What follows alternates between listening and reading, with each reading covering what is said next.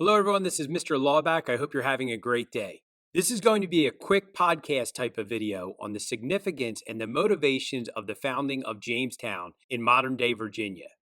Jamestown was monumental because it was the first permanent British colony in North America. And it's easy to forget this, but it was actually settled before the founding of Plymouth in modern day Massachusetts by the Pilgrims. So first, let's rewind.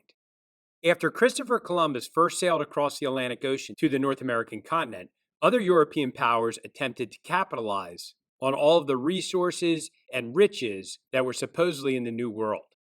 The defeat of the Spanish Armada in 1588 by the English secured English domination of the sea and paved the way for English exploration of America. Now, before Jamestown, the English had already attempted to establish a permanent colony in the late 1850s at Roanoke Island, which is in modern-day North Carolina. But the colonists mysteriously disappeared. This discouraged many English from attempting to form another colony for a couple of decades. But in 1606, the Virginia Company of London was established with the goal of establishing a permanent colony in America. It was a joint stock company, meaning people would invest money with the company with the hopes of receiving future profits from their expeditions. Make no mistake about it, the primary goal for settling Jamestown was to make money. There were rumors of huge amounts of gold being somewhere in Virginia. At the time, English called the entire eastern coast of North America, north of Florida, Virginia, named after Queen Elizabeth, who was known as the Virgin Queen. The Virginia Company received a charter or permission to settle land in the New World from King James I. On December 16th, 3 ships with approximately 100 colonists, all men, departed from England, headed for North America with the goal of becoming rich. Important note, Jamestown was not established as a religious haven like Plymouth was. It was all about the money. After 3 months at sea, the 3 ships came in sight of Virginia in late April of 1607. They proceeded to go up the James River, which of course they named after King James. They wanted to go far enough up the river so not to be exposed to possible attacks from Spanish ships that might be exploring the coast. On May 14, 1607, they went ashore and began building shelter in a community. These 100 colonists landed in the middle of a huge Algonquin Native American empire known as the Powhatan. Named after their chief Powhatan, there was an estimated population of over 20,000 Powhatans in this area.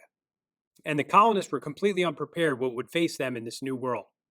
Many of them literally thought they would find gold simply laying on the ground. In fact, many of them did not bring survival gear, but instead brought chemical tests for gold. Despite bringing all the tools to find gold, no gold was found. Needless to say, almost immediately, colonists began dying from disease and attacks from the local Native Americans. Among these colonists was a man named John Smith, who was basically a mercenary or a pirate. Smith took charge and began to organize the colony and was able to establish trade with the Powhatans.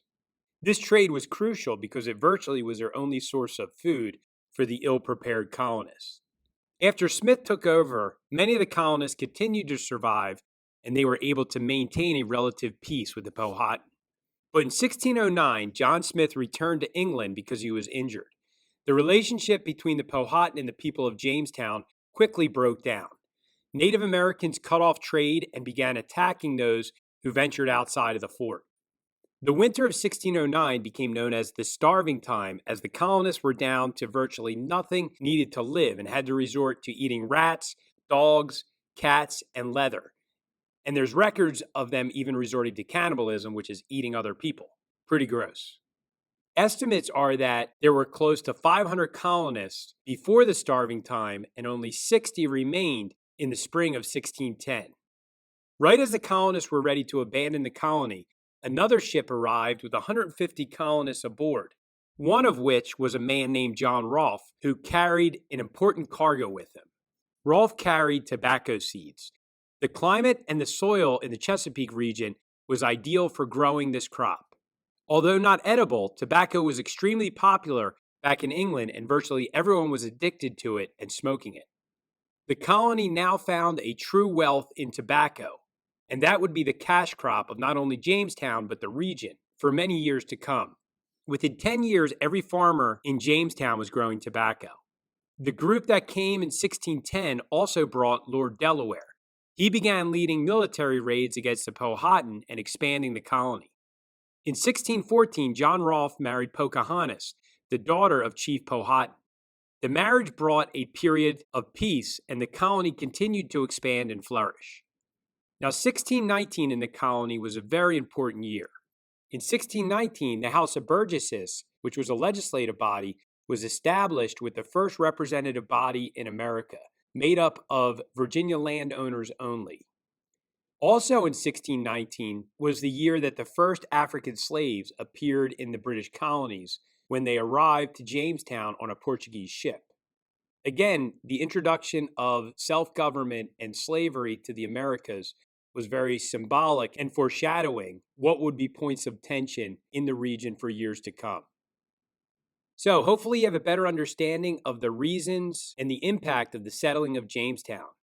I hope you enjoyed the video. I also hope you learned something. Have a great remainder of the day.